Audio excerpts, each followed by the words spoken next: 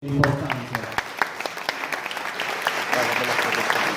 Il lavoro che ha portato avanti Giulia non solo per il mondo delle novelas ma per il Sulcis in generale. Si parla sempre quasi poco di questa parte di Sardegna, invece bisognerebbe darle davvero tanta forza perché è un territorio ricco non solo di musica ma anche di tanti aspetti che riguardano la nostra cultura che sono da scoprire, quindi complimenti davvero a Giulia Vaccaggi.